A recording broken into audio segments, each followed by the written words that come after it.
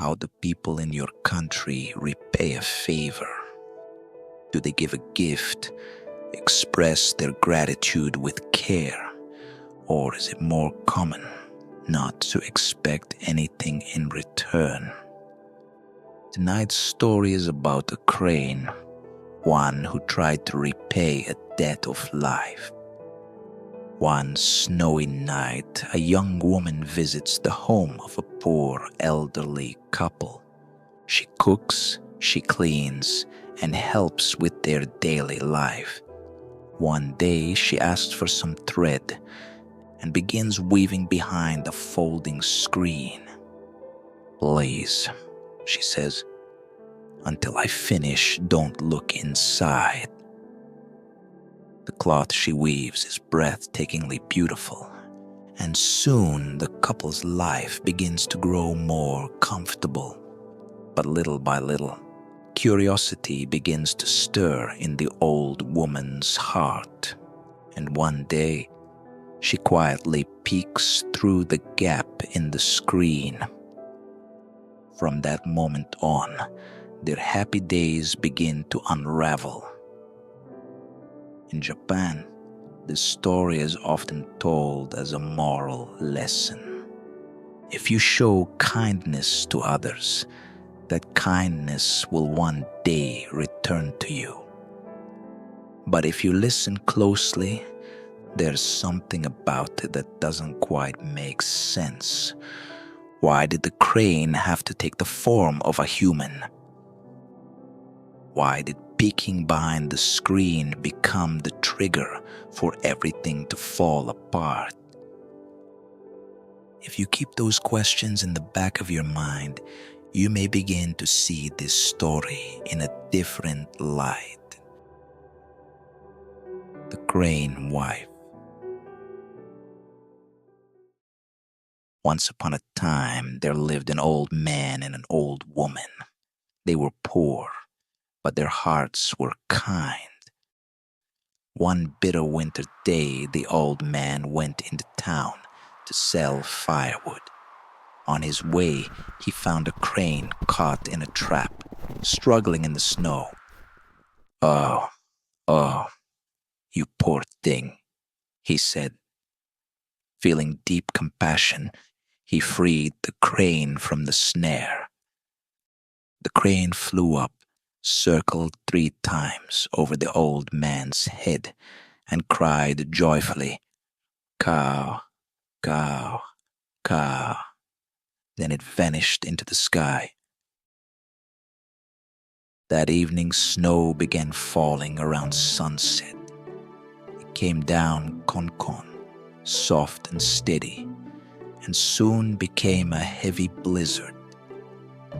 As the old man was telling his wife about the crane he had saved, they heard a knock at the front door. Dun-dun, dun-dun.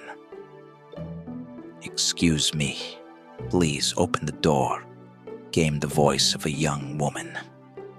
When the old woman opened the door, a girl stood there with snow on her head.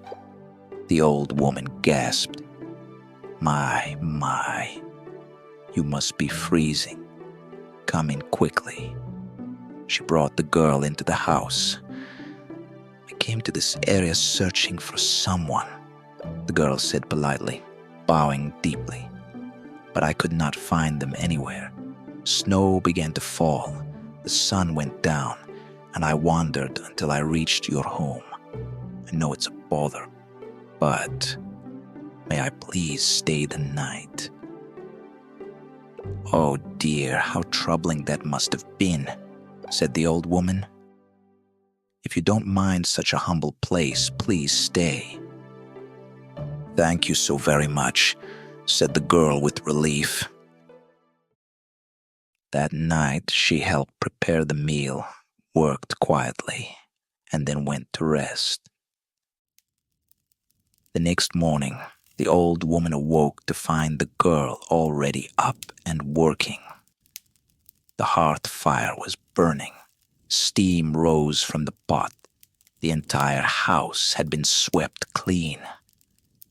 My, You made breakfast and even cleaned the house. Thank you. The snow continued the next day and the day after too. The door wouldn't even open. The girl massaged the old man's shoulders.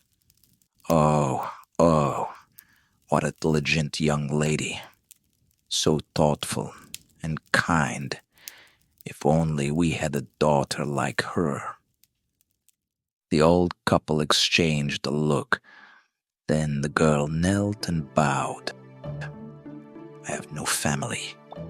Please, may I stay and live with you? Oh, my. The old man and old woman were overjoyed. From then on, the three of them lived together. They were poor, but their days were full of warmth and joy. One day, the girl asked the old man to buy thread so she could weave cloth. He returned with the thread.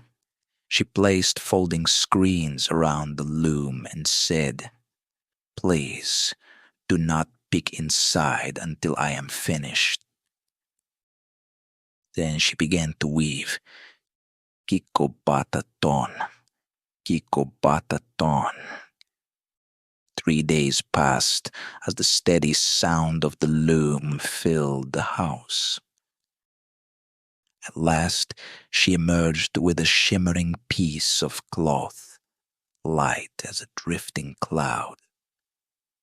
"Grandfather, grandmother," she said, "please sell this brocade in town, and on your way back, bring more thread." "It's magnificent," said the old man. He sold it in town, and a noble lord bought it for a high price. He returned happily with more thread. The girl began to weave again. "Say, dear," whispered the old woman, "how can she make such wondrous cloth? Just a little peek." Peering through a gap in the screen, the old woman gasped. There was no girl, only a gaunt crane. With its long beak, it pulled out its own feathers and wove them into the fabric.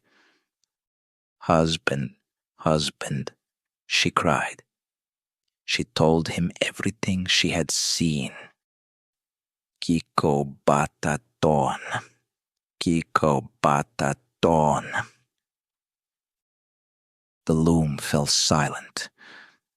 The girl stepped out, thinner than before, carrying the finished cloth.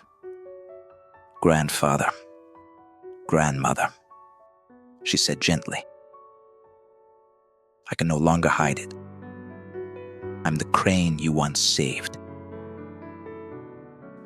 I became a girl to repay your kindness. But now that you know, I must leave. Please, stay well, always." Before they could stop her, she transformed into a crane and soared into the sky. Above their home, she circled 3 times and cried, "Cow, cow, cow." Then she vanished beyond the mountains. Crane, know our dear girl. Please live well. Thank you. The old couple watched and watched until they could no longer see her. After that, they lived peacefully, supported by the brocade she had left behind.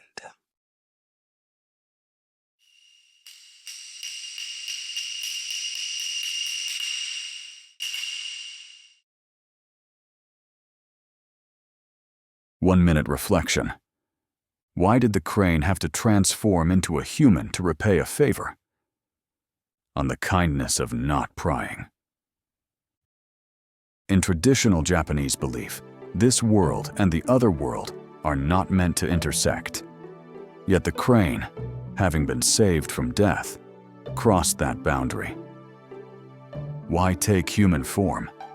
Because, according to the virtue of the time, a debt of gratitude must be repaid through action. A simple thank you was not enough. True gratitude also means stepping into the other's world. Offering insects, the crane's own favorite food, would be meaningless to the elderly couple. So the crane chose to become human, to speak their language, and to live by their customs. At the time, a household was considered a sacred boundary. No spirit or animal could cross it without first becoming human. Cleaning, cooking, and weaving. These acts reflected the ideal image of a dutiful daughter in that era. But it was a fragile coexistence. They could remain together only so long as the illusion was preserved. When she said, "Please don't look," what she meant was, "Please trust me in silence."